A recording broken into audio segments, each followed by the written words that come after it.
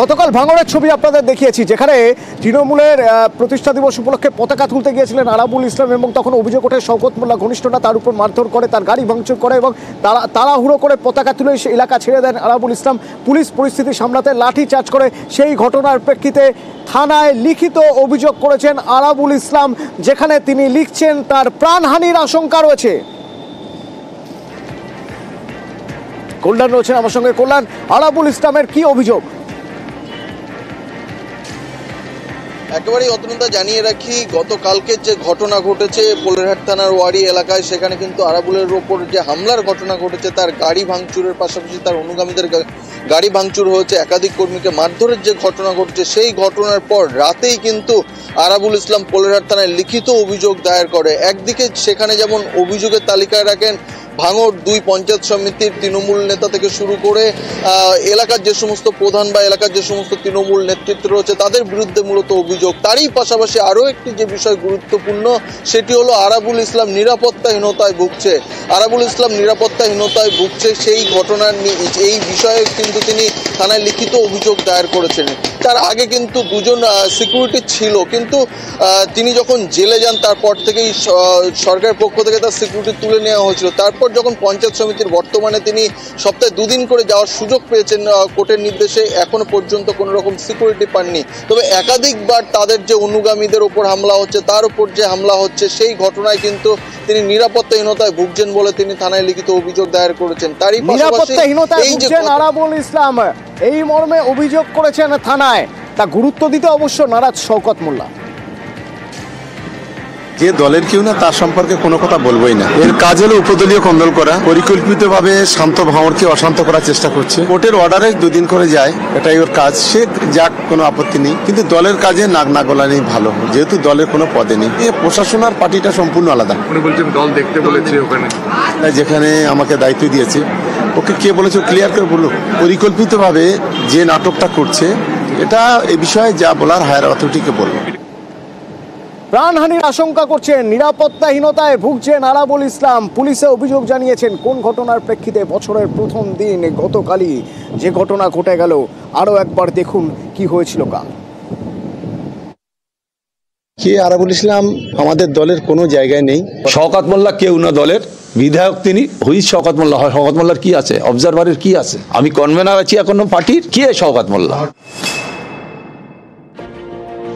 বুধবার সকাল নতুন বছরের প্রথম দিনেই গোষ্ঠীদ্বন্দ্বে গরম ভাঙড়।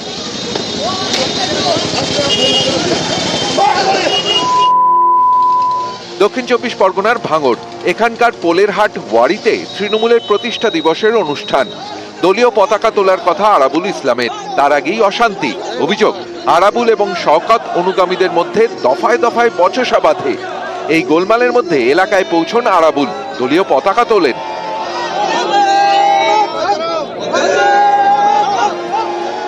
আরাবুল এলাকা ছাড়ার সময় তার অনুগামীদের বেধড়ক মারধর করা হয় বলে অভিযোগ। এও অভিযোগ, শওকত মোল্লার অনুগামীরা এই হামলা চালান। এতে গরম হয়ে ওঠে এলাকা। ঘটনাস্থলে পৌঁছয় পোলেরহাট থানার পুলিশ। পরিস্থিতি সামলাতে তারা লাঠি চার্জ করে।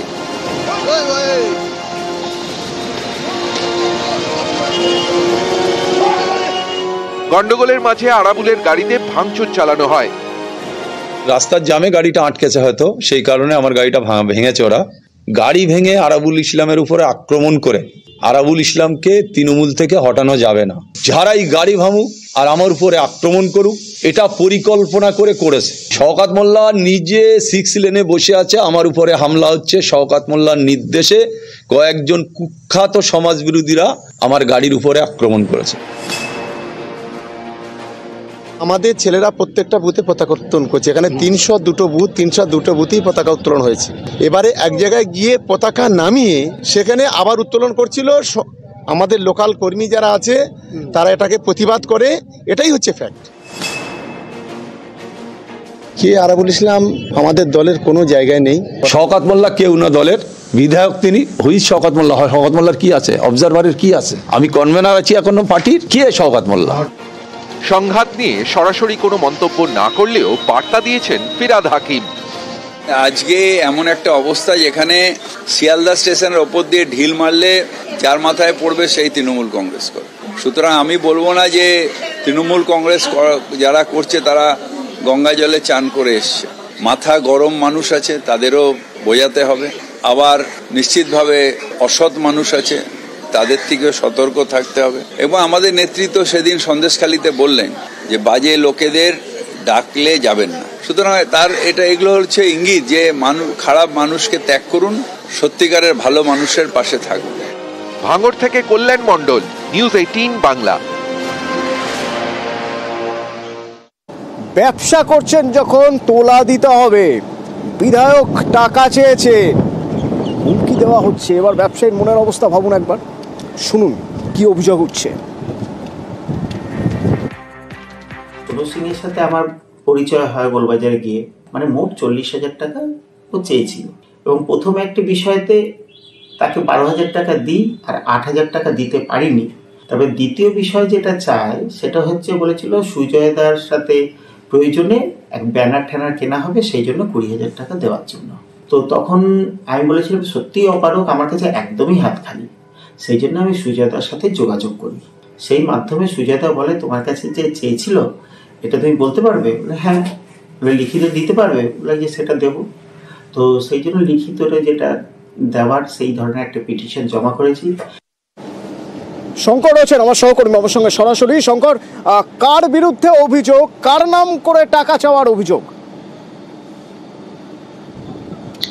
দেখো অতনু, তোমাকে জানিয়ে রাখি যে খড়গপুরের যুব তৃণমূল কংগ্রেসের শহর সভাপতি সোনু সিং, তার বিরুদ্ধে অভিযোগ করেছেন ব্যবসায়ী উৎপল বিশ্বাস নামে এক ব্যবসায়ী অভিযোগ করেছেন যে মেদিনীপুর সদরের বিধায়ক এবং তৃণমূল কংগ্রেসের জেলা সভাপতি সুজয় হাজরার নাম করে এক ব্যবসায়ীর কাছ থেকে টাকা চাওয়া হয়েছে, অর্থাৎ তোলা চাওয়া হয়েছে। তার কারণ হচ্ছে যে নতুন বছরে ফ্লেক্স বা ব্যানার ছাপানো হবে। এই অভিযোগ যখন জেলা সভাপতি এবং বিধায়কের কাছে পৌঁছায়, তিনি সরাসরি ওই ব্যবসায়ীকে বলেন যে খড়গপুর টাউন থানায় লিখিত অভিযোগ জানাতে। তার কারণ হচ্ছে তিনি কোনো ব্যক্তিকে বা তৃণমূল কর্মীকে তার নাম করে যে কোনো টাকা বা চাঁদা তোলার জন্য কোনো দিন কিছু বলেনি। সেই ক্ষেত্রে এই যে যুব শহর সভাপতি এইভাবে যে টাকা তুলেছে তাতে তিনি বিরক্ত হয়েছেন এবং একদম ক্ষুব্ধ হয়ে তিনি বলেছেন যে থানায় লিখিত আকারের অভিযোগ জানাতে।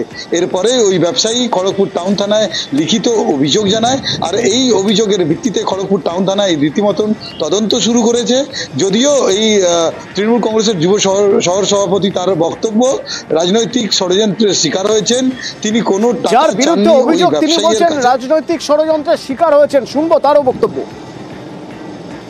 আমি কারো থেকে টাকা আজ পর্যন্ত জীবনে পার্টির নাম করে বা কোনো নেতার নাম করে আমি আজ পর্যন্ত কাউকে চাইনি। আর যে খবরটা রটানো হচ্ছে পুরোপুরি ভুল। আমি কারো থেকে 1 টাকাও আজ পর্যন্ত চাইনি। উৎপল বিশ্বাস বা যার নাম আপনি বলছেন সে নাকি অভিযোগ করেছে, আমি জানি না উনি কেন অভিযোগ করেছে বা ওনার সঙ্গে আমার কোনো যোগাযোগ নেই। না, আমি এরকম এর সঙ্গে আমি জড়িত নয়। রাজনৈতিক ষড়যন্ত্রের শিকার আমি হচ্ছি। দলের জন্যে বিগত 2.5 বছর ধরে দল যে দায়িত্ব দিয়েছে আমাকে, খড়গপুর শহরে আমি কাজ